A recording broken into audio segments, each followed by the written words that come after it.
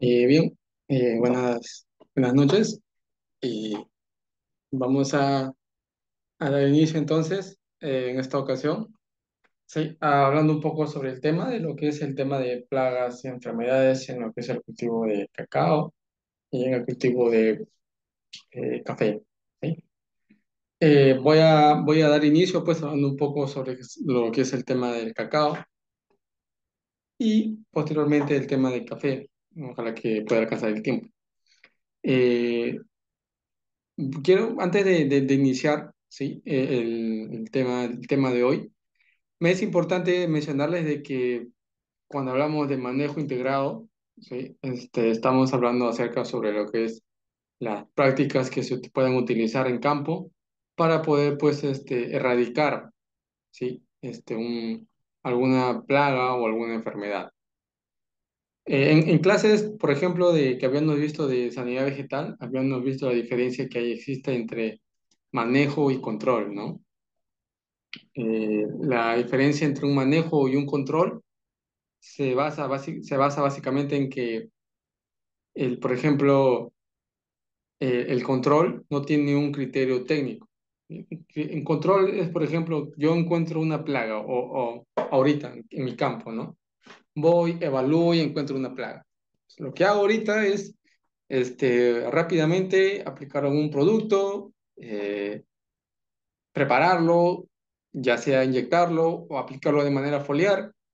Lo hago sin tener en cuenta criterios como de repente temperatura, humedad, calibración de las boquillas. Por ahí no tengo en cuenta de repente el factor del viento o el ingrediente activo que estoy utilizando, la calidad del agua, el pH del agua, ¿sí? Entonces, no tengo todos esos criterios. Entonces, lo que estoy haciendo ahí básicamente es un control, ¿sí? Porque estoy aplicando algo sin tener en cuenta los criterios técnicos. Cuando hacemos un manejo, y ahí viene la palabra manejo integrado, es aquel pues que se basa o se utiliza teniendo en cuenta los criterios técnicos. ¿Ok? Este, este, um, no entiendo, perdón. Ya, ok. Sí, disculpen, perdón. Entonces, el criterio técnico es importante tenerlo en cuenta, pues, al momento de realizar un manejo integrado. ¿Ok? Entonces, de ahí vienen los manejos que viene a ser el manejo cultural, etológico, manejo biológico, todo lo que nosotros podamos utilizar. ¿Ok? Aquí pues viene lo que es entonces las prácticas del control. Una vez que estamos utilizando el manejo integrado, vamos a tener entonces un control de lo que es las plagas y enfermedades. Dentro de ello pues están establecidos el control biológico, el control cultural, control mecánico, control etológico y por último el control químico. ¿Ok?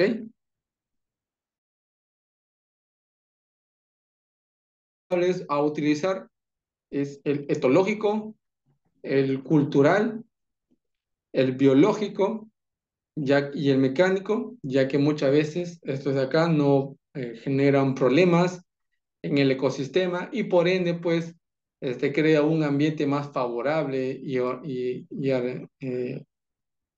armónico para la salud también de la persona que pueda estar, ¿no? Como último recurso, ¿sí? Se utiliza el control químico. Dentro de ello, pues, los demás controles empleados, cuando no han sido suficientes y no se ha podido controlar, digamos, la plaga o la enfermedad, se utiliza el control químico. Ahora, otro punto a considerar importante cuando se habla de plagas y de enfermedades es qué es una plaga y qué es una enfermedad.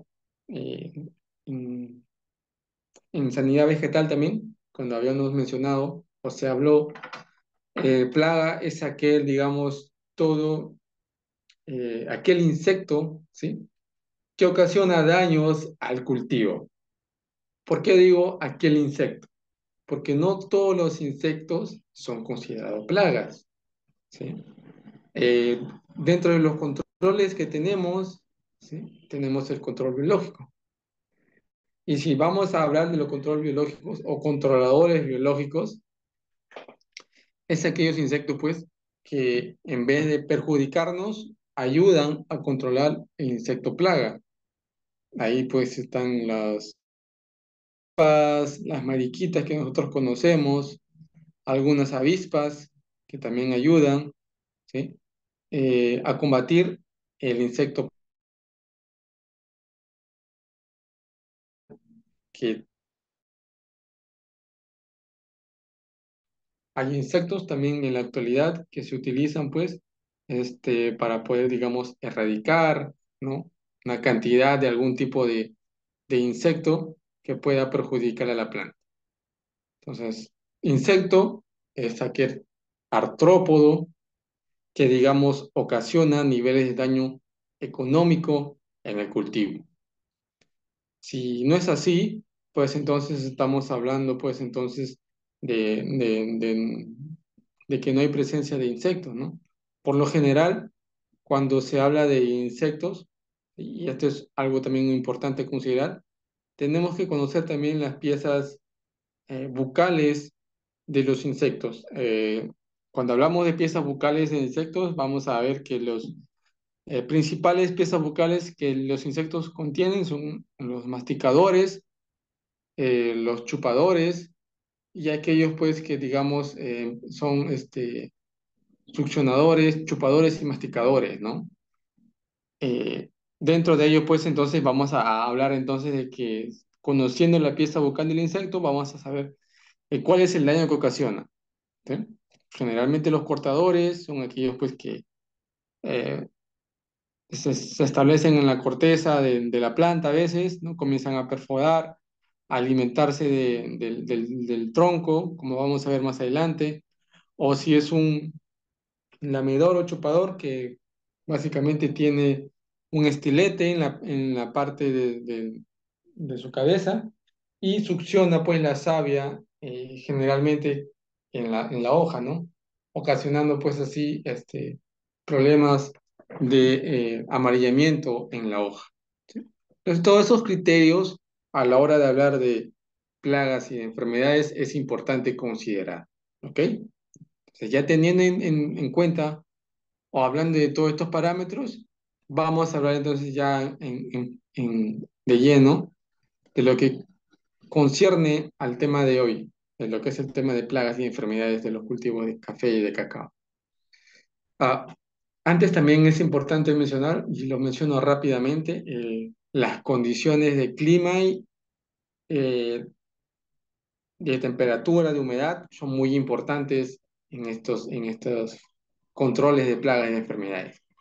¿Por qué lo menciono esto? Porque vamos a ver de que bajo ciertas condiciones de humedad o de temperatura se desarrolla una plaga con mayor facilidad o una enfermedad con mayor facilidad.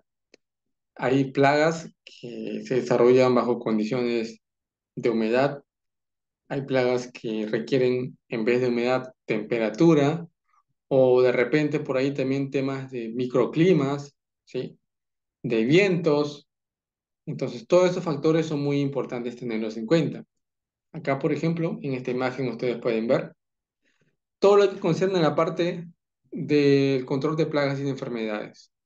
Cómo está ligado el cultivo a las prácticas culturales, que mucho influencian en la presencia de plagas y enfermedades. El clima también, y lo vamos a ver. Los enemigos naturales, los controladores biológicos. Las plagas como tales que afectan el rendimiento del cultivo, los insecticidas o los manejos que se puedan hacer y el suelo, ¿no? El suelo, la nutrición, el tipo de agua que se va a utilizar, ¿no? Todo ello está íntimamente ligado uno con otros y entre ellos pues existe una relación y está enfocado en el tema de plagas y enfermedades, ¿ok?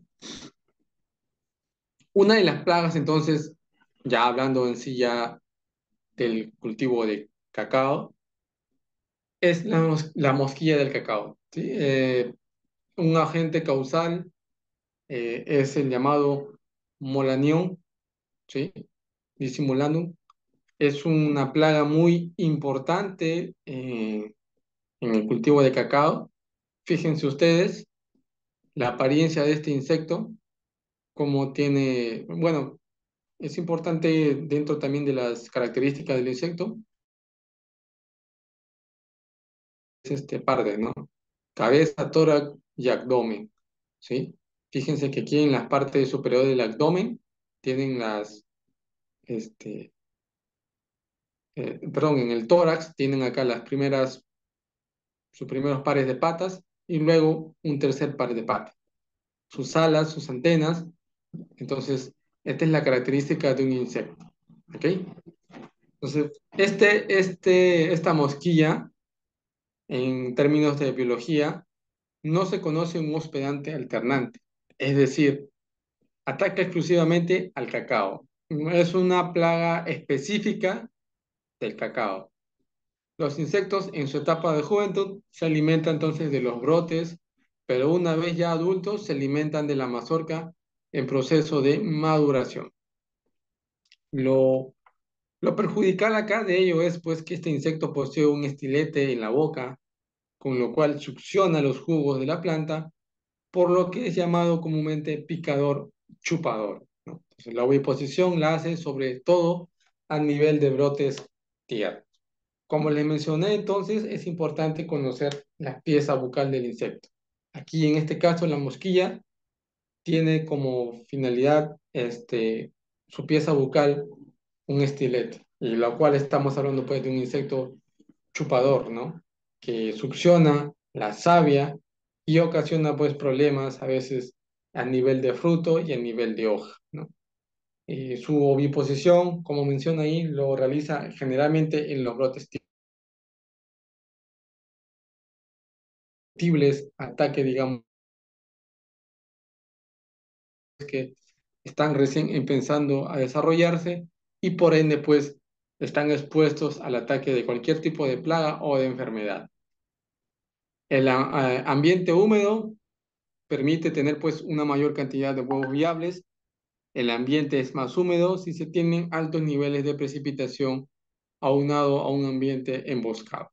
Por lo general, cuando hablamos de cacao, en las zonas, por ejemplo, altoandinas, hablando de repente, por ejemplo, de la selva, si selva alta, las condiciones allá pues son extremadamente de humedad alta. ¿Por qué? Porque existen precipitaciones altas. Por ende, si vamos a ver de que existe una alta precipitación y alta humedad relativa, entonces la mosquilla, en este caso, va a desarrollarse con mayor facilidad. Por lo contrario, si estamos en una zona donde no existe humedad, esta plaga pues no es muy común, ¿no? Por ello, entonces, darle o tener en cuenta este criterio en la cual se desarrolla es muy importante, ¿no? Los niveles de precipitación entonces van a hacer que le dé la humedad y por ende pues el desarrollo de este insecto sea a gran escala, ¿no? Y ahí viene pues el manejo y el control que podamos utilizar para poder combatir esta plaga. Los daños se localizan a nivel de brotes y de frutos, ¿sí? Brotes tiernos y aquellos frutos que recién están empezando a desarrollarse digamos, a formarse, es ahí donde ataca, digamos, esta plaga. En los frutos, por ejemplo, se dan posturas o heridas circulares en la mitad apical del fruto. Y si el daño se da a nivel de frutos tiernos, estos pueden sufrir pudrición o caída prematura. Si el ataque entonces se da en frutos en crecimiento, puede haber deformación. Aquí, por ejemplo, pueden ver ustedes el ataque de esta plaga favorece entonces la contaminación por Monilia y Phytophthora, ¿no? Pues, las heridas abiertas le sirven como puerta de entrada a este hongo. Una vez que esta plaga ha ocasionado pues el daño, ya sea en el brote o en el fruto, pues va a ser una fuente de inóculo para el ingreso de Monilia y de Phytophthora en el caso del cultivo de cacao. Estos daños de acá que ven o observan en esta imagen hace referencia al ataque de esta plaga. Fíjense ustedes cómo es que ocasiona el daño que puede ocasionar en todo lo que es la parte externa del cultivo de cacao, ¿no? Entonces, esta plaga, entonces, tiene dos problemas, ¿no? Que permite el ingreso a una enfermedad y a su vez ocasiona, pues, que este fruto pierda su calidad y su rendimiento, ¿ok? Las manchas son de color marrón oscuro, producto del ataque de la mosquilla del cacao. Cuando hablamos de control, entonces, la mosquilla del cacao tiene mayor agresividad si la plantación pues, se desarrolla en un ambiente húmedo. Por ende, entonces, es importante darle una aireación a esta zona en la cual se está estableciendo el cultivo. Las podas son muy importantes para poder ayudar a que haya una mejor ventilación y no haya un exceso pues, de humedad en el cultivo. Entonces, se debe evitar el emboscamiento de la parcela para disminuir la acumulación de humedad en el ambiente. Las labores de poda y desmalezado son muy importantes, pues permiten una mayor ventilación e iluminación del cultivo. También se debe tener en cuenta un adecuado distanciamiento de plantación.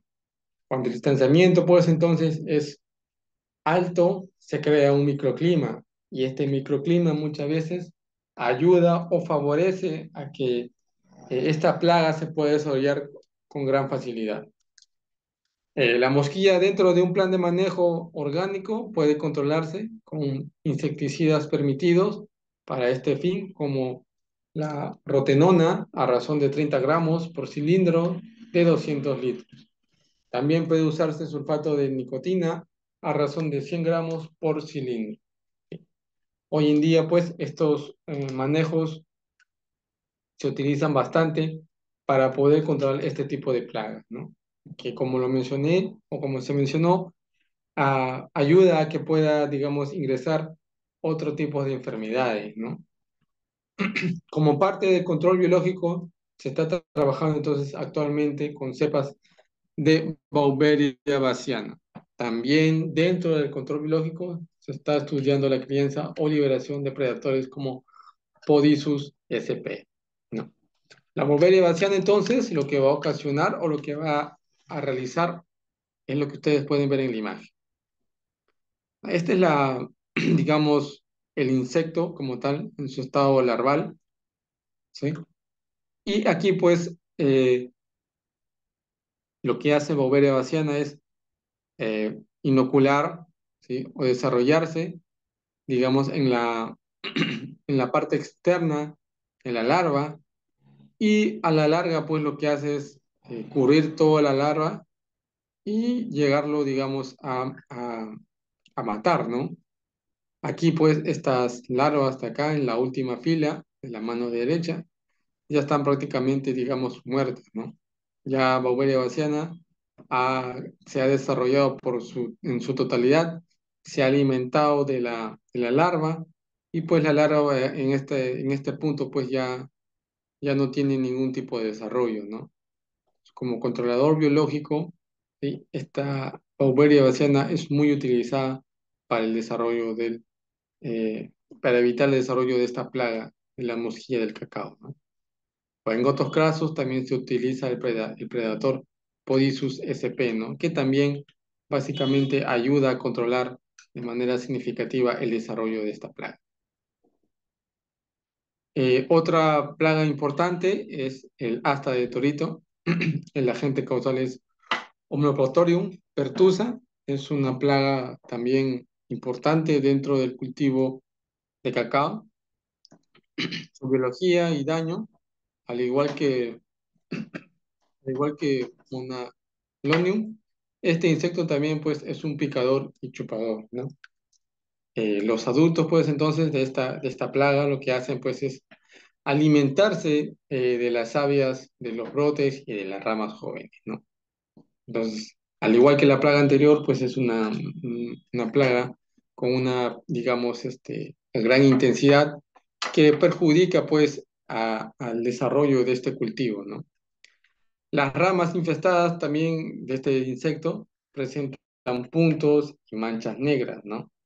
Y las hojas se encuentran, digamos, que se encuentran sobre ellas, se secan y terminan cayéndose, causando pues la defoliación del cultivo. Aquí en esta imagen ustedes pueden ver, por ejemplo, ah, los síntomas, ¿no? que ocasiona esta plaga, ¿no? El color, el amarillamiento, el necrosamiento en la hoja. Este insecto, pues, el exceso de sombra, por ejemplo, en el cacotal, predispone a un mayor ataque de la plaga. Igual entonces, que el caso anterior, cuando existe un excesivo sombreado, de la zona, este, esta plaga pues va a desarrollarse a gran intensidad, ¿no? Entonces, bajo esas condiciones también es importante darle las condiciones desfavorables para que insecto pueda desarrollarse.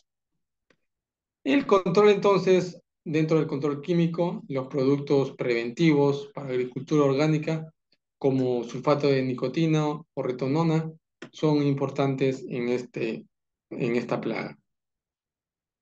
El trips, otra plaga muy conocida y que generalmente bien utilizada, perdón, muy conocida en diferentes cultivos, no solamente en el cacao, sino en otros frutales, es muy importante.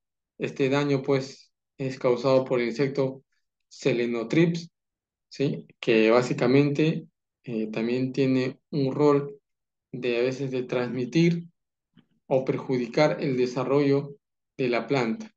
¿Qué es lo que hace este insecto? Fíjense que aquí tiene un insecto en estado juvenil, ¿sí? Donde pues su tamaño, digamos, o su color es reducido, tiene un color claro, ¿sí? Con unas franjitas rojas en el medio, y en estado, digamos, adulto tiene esta forma, ¿no? Un color más oscuro. ¿Cuál es el daño que ocasiona este trips? En el caso de las hembras, ¿sí? Realizan la oviposición en el envés de la hoja, no en el haz, sino en el envés. Muchas veces donde no llega el producto químico, que es en el envés, es ahí donde ovipositan las hembras de las trips, a partir del cual pues salen las juveniles y también se asientan en esta zona. Entonces, cuando se aplican productos químicos, ¿sí? Es importante dirigir el mojamiento a esa zona, al envés, donde, digamos, está establecido en la plaga. Tanto juveniles como adultos se alimentan del envés de la hoja, la que rafan pues para luego succionar sus jugos. La savia de la hoja termina siendo succionada por esta plaga. Si el ataque pues entonces se da sobre frutos, este insecto prefiere alimentarse de aquellos que están cercanos a la madurez. ¿Por qué? Porque ahí pues tienen mayor cantidad pues de succión, ya que ahí la planta pues está, digamos, en su mayor desarrollo en lo que es la parte del cultivo, ¿sí? El ataque entonces de Trix ocasiona esqueletización de las hojas. Ante daños intensos, la planta puede presentar muerte regresiva, amarillamiento y en el peor de los casos defoliación de hoja, ¿no? Entonces ahí es importante considerar entonces estos parámetros a la hora de controlar esta plaga. Control, dentro del control de esta plaga, pues, del trips, la aplicación de insecticidas como el clorpirifos o metomil son muy importantes, ¿no? El manejo de malezas también es que ahí es donde se hospedan muchas veces este tipo de plaga. Y entonces, acá ustedes pueden ver químico de plaga del cacao, ¿no? Digamos que a gran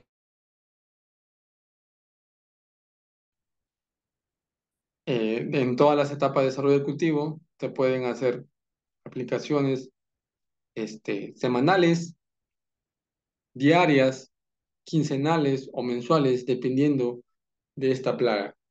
Para ello es importante también hacer una evaluación, ¿no? Como siempre lo menciono o lo tengo en cuenta, es que La evaluación va a definir bastante y va a ayudar a cómo nosotros debemos de controlar esta plaga. Si el nivel de daño económico es significativo y nos está causando pérdidas de rendimiento y de producción, pues tenemos que hacer una aplicación química, ¿no? Que digamos es el último recurso. Aplicar aplicaciones constantes, de repente ya cada 2 días, o de repente en algunas ocasiones diariamente, ¿no? Para poder controlar esta plaga. De lo contrario, pues se establece un programa en el cual se tenga que predisponer cada cuánto tiempo se va a establecer o se va a aplicar el producto. El control químico es efectivo en el corto plazo, pero a la larga trae consecuencias adversas. ¿Cuál es digamos, el problema que trae el control químico cuando se utiliza a gran escala, constantemente o con mayor intensidad? Que el insecto, ¿sí? O crea resistencia al ataque del insecticida. Si nosotros, por ejemplo, estamos aplicando un producto químico hoy, de aquí a 2 días vuelvo a aplicar otro producto químico y de aquí a otro día otro producto químico, la plaga empieza a generar resistencia. ¿Qué se refiere con esto? A que la plaga ya, digamos, por más que le apliquemos el producto químico, no le va a causar ningún daño a la plaga. Entonces, este criterio también es importante considerarlo porque muchas veces utilizamos un solo ingrediente activo y cuando hablamos de plagas, también hablamos de enfermedades, es importante hacer una rotación de productos para que, digamos, la plaga no pueda generar resistencia al ataque de productos químicos, ¿no? Por eso, entonces, este tema debe trabajarse dentro de un plan de manejo integrado. El TRIX ocasiona daños a nivel específicamente o en mayor escala en las flores. Y es ahí también donde más se hospedan, ¿no? En la flor, donde supuestamente va a ser la futura fruta, ¿no? Es ahí donde se hospeda el TRIPS. Entonces, es importante que las aplicaciones o el control que nosotros vamos a realizar sean enfocadas al sistema floral. ¿Ok? En la floración, entonces, más abundantes, en el caso del cacao, se da por los meses de octubre, noviembre y diciembre, y en este periodo, pues, se debe procurar hacer el menor número de aplicaciones de insecticida, pues pueden eliminar también las mosquillas de Forciponia, que es la que actúa como polinizante. Si bien es cierto, es importante aplicar productos químicos o un control químico en esta etapa de cultivo, pero hacer el uso también excesivo de productos químicos va a ocasionar pues la pérdida de aquellos controladores biológicos que pueden ayudar a la polinización del cultivo, ¿sí? Entonces, a partir del mes de enero, digamos que ya se puede iniciar un plan de aplicación a razón de un mes hasta el mes de mayo, ¿no?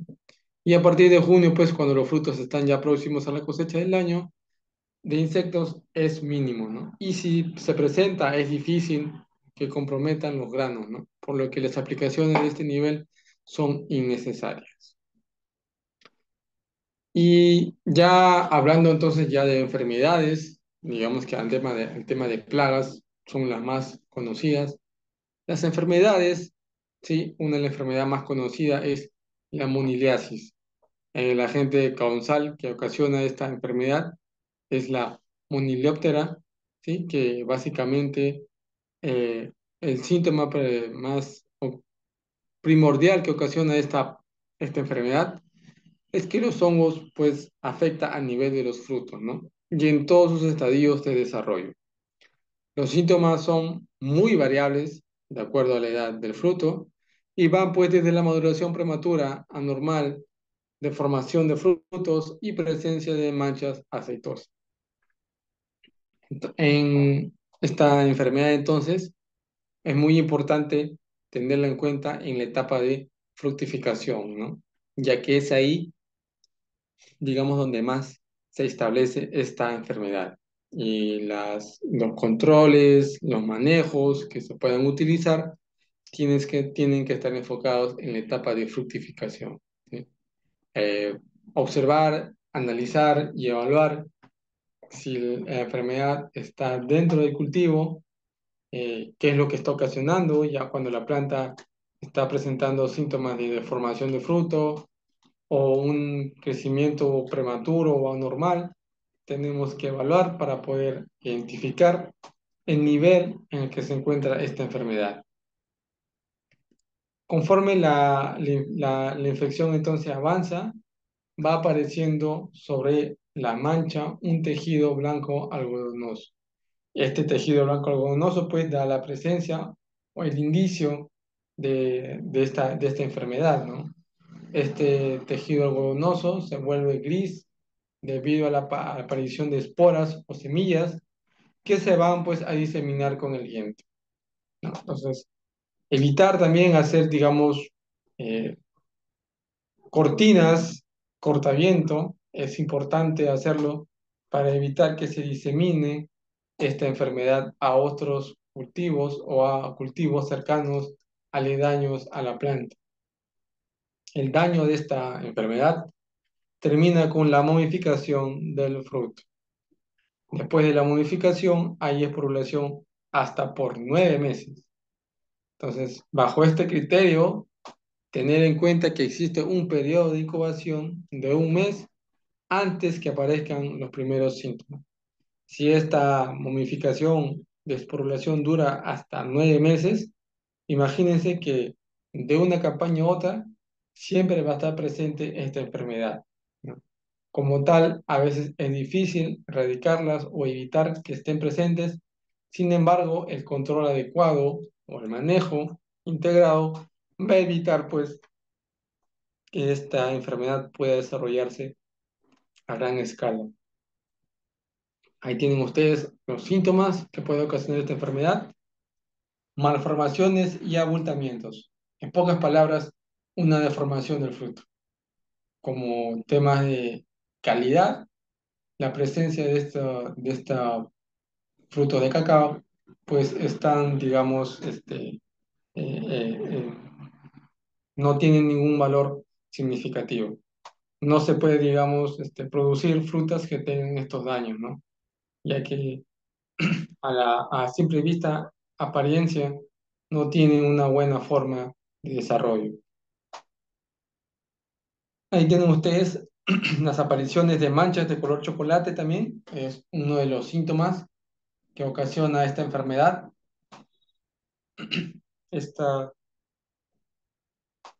esta enfermedad, por ejemplo, está en las primeras etapas de fructificación, donde todavía casi se está formando el cacao. Aquí es donde ataca pues esta enfermedad, ¿no? Y fíjense que las manchas marrones son muy significativas y se ven a simple vista. Esto de acá pues es un muy importante evaluar y considerar cuál es el daño que se está ocasionando en el cultivo. La aparición de manchas blancas en etapa de esporulación, ¿sí?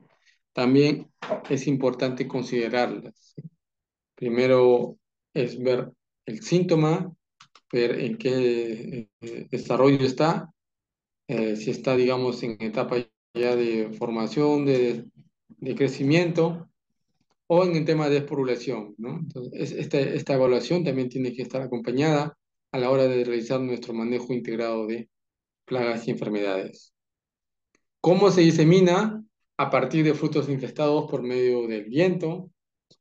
Durante la etapa de esporulación, una mayor temperatura, precipitación y humedad relativa incrementa la infestación. Y entonces, un exceso de asombramiento, alta densidad de plantación, sin podas, oportuna o falta de control de malezas, crea un ambiente con mayor humedad. Por ende, incrementa el ataque de este hongo, ¿no? Entonces, si tenemos alta densidad, lo recomendable es bajarle la densidad del cultivo. Si tenemos un exceso de asombramiento, lo adecuado es realizar podas. Un excesivo eh, presencia de malezas, es importante entonces controlar las malezas. Todos esos detalles van a predisponer mucho a la hora de controlar esta enfermedad. Las esporas entonces pueden permanecer viables hasta por 9 meses y tiempo suficiente para conservarse de una campaña a otra, ¿no? En el tiempo donde no hay fruta, permanecen refugiados en ramas, frutos caídos y hojas. Cuando se hace una poda, muchas veces se deja las ramas o las hojas, digamos, en el campo y sin tener en cuenta que muchas veces estas ramas u hojas están llenas o infestadas de esta enfermedad. Lo que se recomienda o lo que también se puede hacer es quemar, digamos, esos rastrojos, ¿no?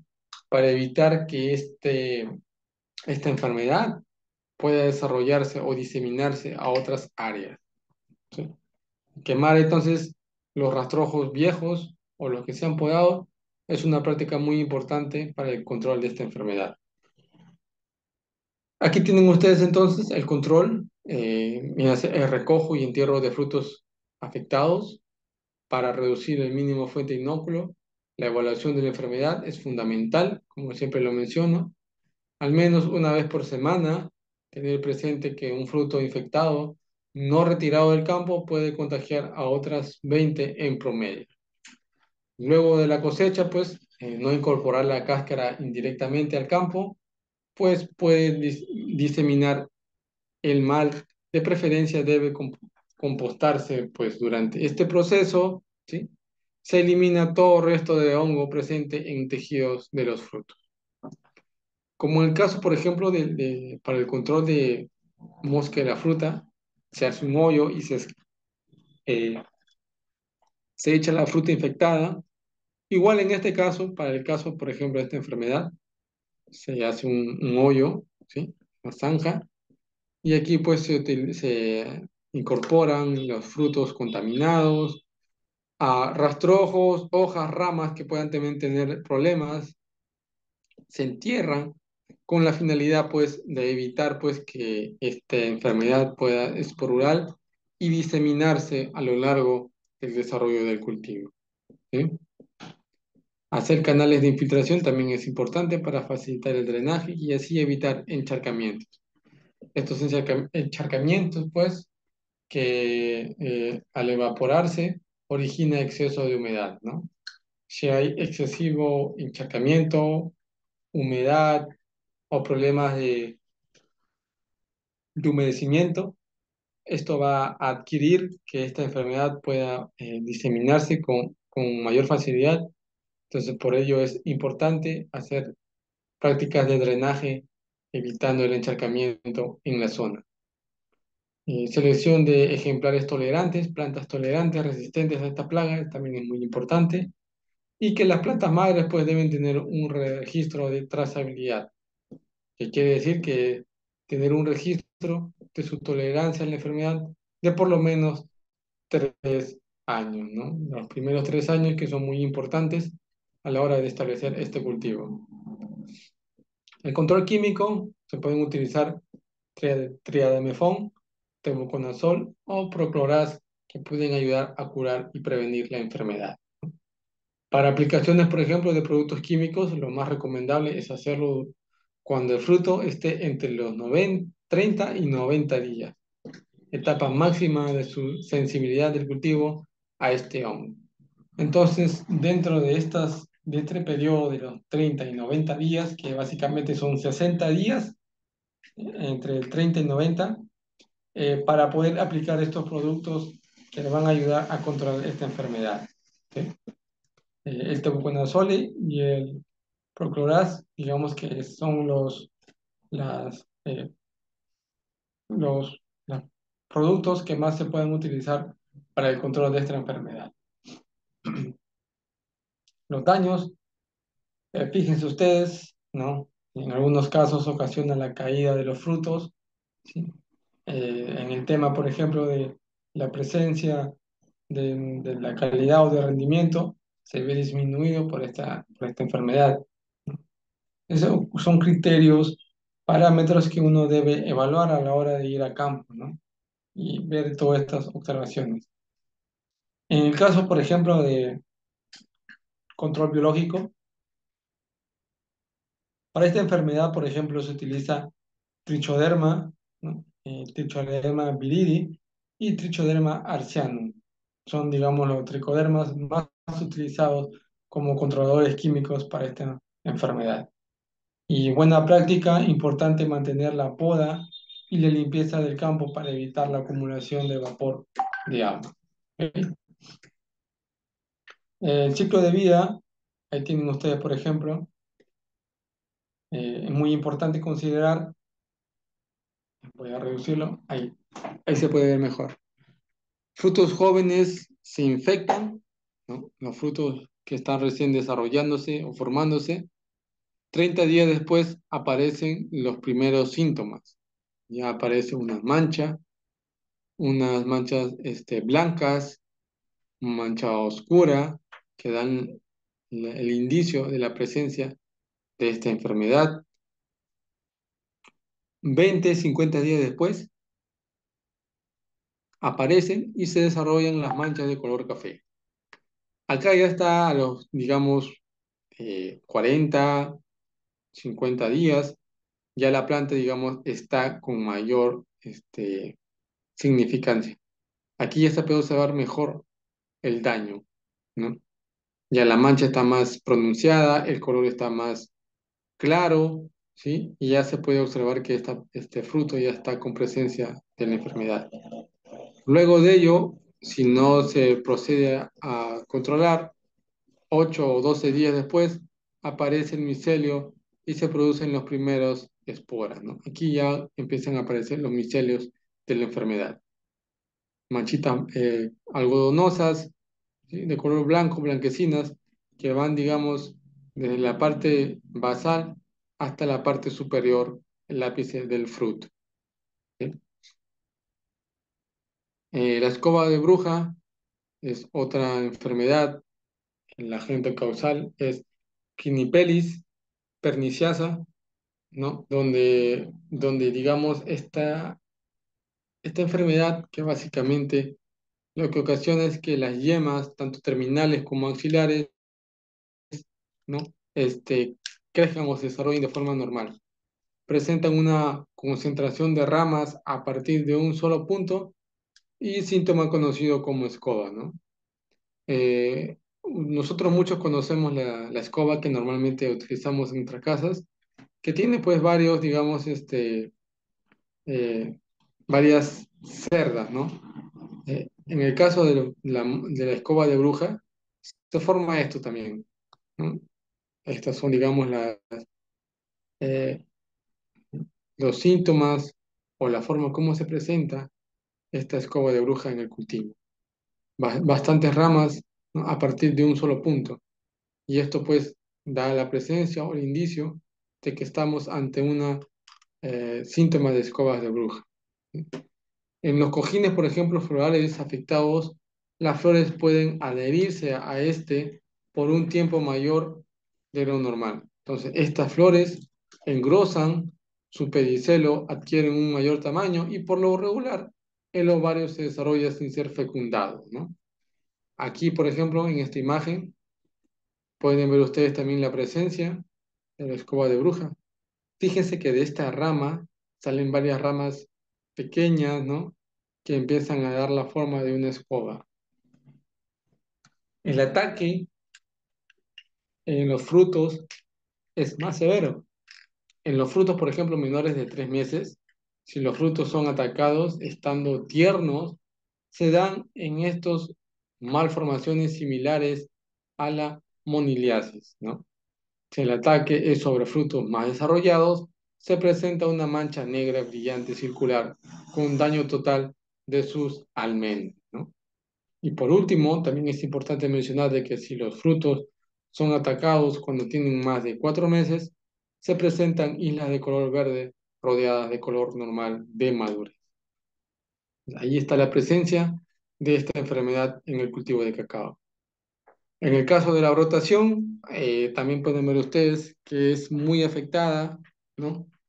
Estos son, digamos, frutos eh, donde ya, digamos, no tienen valor alguno porque no se van a desarrollar con gran facilidad. Y estos, pues, frutos pequeños, ¿no? Que están alrededor de este brote, son considerados como chirimoyos, ¿no? ¿Por qué? Porque crecen de una forma irregular, tienen malformaciones y no van a adquirir, digamos, el desarrollo completo que requiere el fruto para poder, digamos, terminar su etapa de fructificación.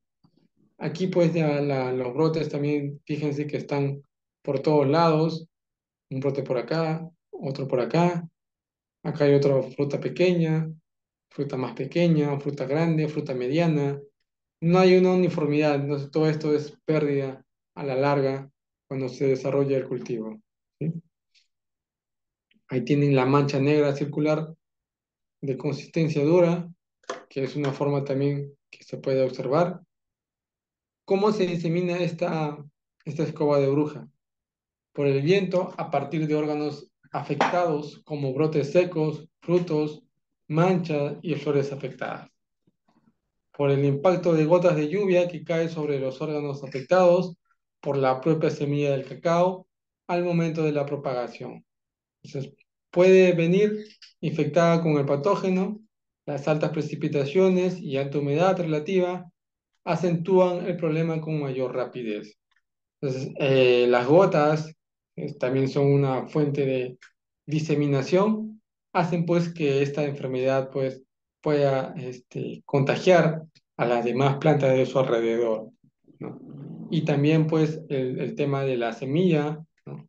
Que es muy importante a la hora de elegir una planta de buena calidad. El control pues consiste en el retiro y el entierro de todo el material afectado por el hongo, ¿sí? Al final de la campaña para evitar que éstas se formen las esporas y también el retiro y entierro de frutos afectados, escobas secas. Aplicación de cicloruro de cobre o de caldo burdeles también son muy buenos. Podas de ventilación, tanto en árboles de sombra como a los del propio cacautal. Eliminar también las malezas, que son una fuente de inóculo. Y en el plan del biológico, ¿sí? Es importante el uso de trichoderma, ¿no? Stromaticum, son las trichodermas más utilizadas para el control de esta enfermedad. La pudrición parda de la mazorca, que es causada por Phytophthora sp, ¿no? El hongo ataca, pues, sobre todo a nivel de frutos, en cualquier estadio que se encuentre este. Entonces, ahí tienen ustedes cómo se presenta esta enfermedad.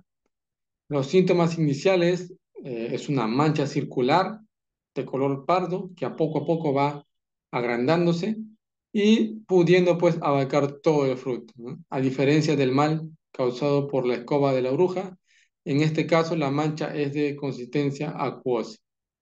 Aquí tienen la presencia, por ejemplo, de la enfermedad, ¿no? Esta enfermedad, como lo menciona ahí, pues es acuosa y empieza con un punto pequeño que va engrandeciéndose, creciéndose y termina por completo, digamos, afectando a todo el fruto. Entonces, esto de acá ya pues es pérdida de rendimiento, pérdida de producción y esto de acá pues ya se desecha, ya no tiene ningún valor, ¿no? ¿Cómo se disemina esta enfermedad? Igual que la anterior, por salpicaduras de gotas que impactan al suelo y levantan la tierra con esporas, eh, microclimas. Hablamos de, por ejemplo, de humedad, temperatura, ¿no? Que van a, digamos, a darle estas condiciones para que se desarrolle el cultivo, perdón, la enfermedad. También el viento juega un papel importante para la diseminación. Los insectos también propagan la enfermedad, ¿no? Transmiten esta enfermedad de una planta a otra. Ahí tienen el ciclo de la pudrición parda, ¿no? Los frutos, por ejemplo, de distinta edad, se infectan Luego, 5 días después, aparecen, se desarrollan las manchas de color café. Luego de 3 días, la mancha cubre todo el fruto, ¿no? Y se producen las esporas. Luego de ello, 3 días, el micelio cubre todo el fruto. Y por último, el agua, las hormigas y otros insectos pueden propagar las esporas, ¿no? Las lluvias, el viento y los insectos que puedan llevarlos en sus piezas bucales, ¿no? O en sus patas, son una fuente también de contaminación de una planta a otra. El control de esta enfermedad, pues es necesario identificar la época de mayor concentración del fruto y una vez identificado hay que hacer un plan de aplicaciones, ¿no? Lo que se utiliza es oxicloruro de cobre o caldo bordeles también es una fuente para poder controlar esta enfermedad. Siempre considera entonces el uso de un adherente agrícola para poder, digamos, tener un mejor aprovechamiento del producto. En el caso del mal de machete también es otra enfermedad. La enfermedad es producida por ceratocitis, donde pues la sintomatología del daño se produce a nivel del tronco de ramas, llegando a causar pues la muerte del árbol entero o de la rama afectada, ¿no? Al comenzar el ataque, entonces, se ve deshidratación, amarillamiento de las hojas y la pudrición pues adquiere un color negro característico al color transversal, el cual se ve un agrietamiento en la leña, ¿no? Ahí ven ustedes, por ejemplo, el color negruzco, ¿no? Que primero empieza con un color amarillamiento y luego se transforma a este color negruzco, ¿no? Esto de acá, pues ya estas hojas no tienen ningún valor, no tienen ninguna significancia al momento de realizar el proceso de fotosíntesis y simplemente lo que se tiene que hacer es eliminarlas, ¿no? Para que no causen, digamos, más problemas en el cultivo. Y a nivel de tronco también transversal, el agrietamiento, ¿no? del tronco también es importante considerarlo a la hora de evaluar esta enfermedad. Cómo se disemina a partir de órganos infectados junto a la serrín de la madera o por medio de un escarabajo vector llamado Sileborus, ¿no? Este escarabajo que ustedes pueden ver en esta imagen es el encargado pues de transmitir o como vector, ¿no? transmitir esta enfermedad de una planta a otra, ¿no? Considerado como mal de machete, ¿no? A través de herramientas de corte como machetes, también serruchos o tijeras, que no sepan, de repente no se han desinfectado, también se puede propagar esta enfermedad. El control, pues cubrirle con pasta las heridas que se hacen al momento de podar. Para este fin, pues se puede utilizar o un preparado casero a base de 1 litro de pintura, más 25 gramos de oxicloruro de cobre y 10 mililitros de cola sintética, ¿no? Entonces, lo que se hace es desinfectar herramientas de corte como machetes, serruchos y tijeras al momento de podar. Para este fin se utiliza pues 900 mililitros de agua más 100 mililitros de lejía comercial. Retirar, quemar las plantas enfermas desinfectadas del suelo como cal agrícola, oxicloruro de cobre y guano fresco, ¿no? Antes de proceder a la resiembra hay que esperar unos 3 meses pues la insolación también permite eliminar todo inóculo presente en el suelo. Las altas temperaturas, ¿no? Y aquí tiene pues también, al igual que el anterior, un plan, ¿no?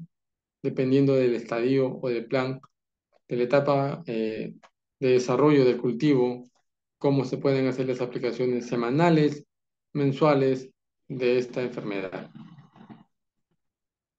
Aquí tienen entonces pasado los 3 meses de la formación del fruto, el peligro de contaminación pues es menor, ¿no? Entonces las aplicaciones bajo este punto ya no son recomendadas, pues van a demorar, o mejor dicho, van a demandar un gasto innecesario, ¿no? Ya cuando el fruto ya establecido, ya está formado, ¿no? Ya hacer aplicaciones en ese punto quizás es un poco ya innecesario cuando hablamos de costos, ¿no? Bien, eso sería en lo que concierne la parte, digamos, del tema del cultivo del cacao, ¿no? En cuanto al tema del cultivo de café, ¿sí? Básicamente algunas consideraciones importantes a tener en cuenta ahí, pues es que simplemente eh, también se tiene que darle el manejo adecuado, las podas, el manejo también del control de humedad, de la temperatura, son muy importantes.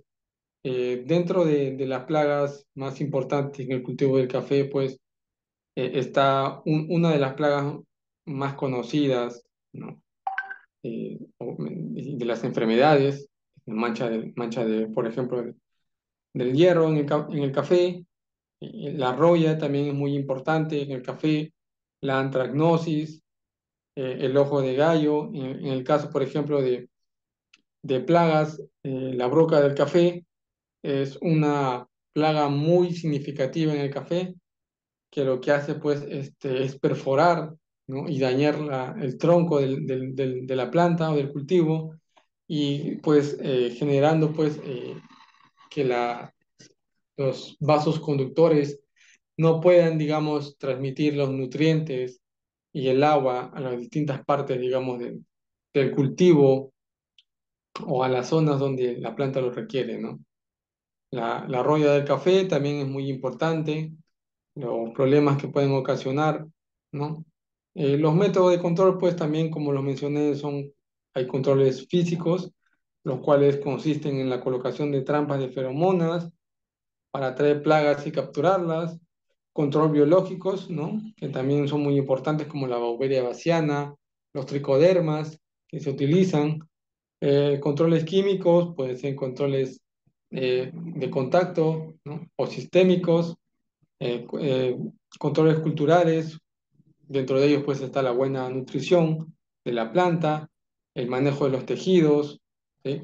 Las plantaciones, el control de las sombras y de las malezas, control genético también a través de plantas resistentes a plagas y enfermedades.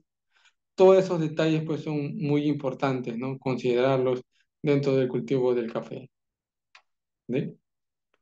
Bien, igual les voy a hacer, así como les he mostrado la presentación del cacao, también les voy a hacer entrega de materiales de cultivo de café.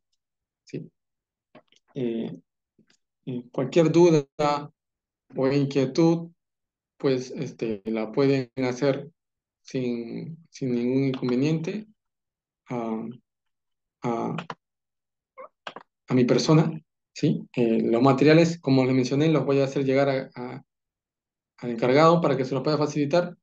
Y entonces, pues, cualquier duda o consulta, pues, encantado de hacerles, de responderles. A, tienen algunos mi número de celular y correo al cual pueden escribirme. ¿Ok? Bien, entonces, hasta acá con este tema, ¿sí? Nos estaremos viendo de repente en otra oportunidad, si el Señor lo permite. Y entonces, que tengan una excelente noche a cada uno de ustedes. ¿Sí? Bueno, hasta luego.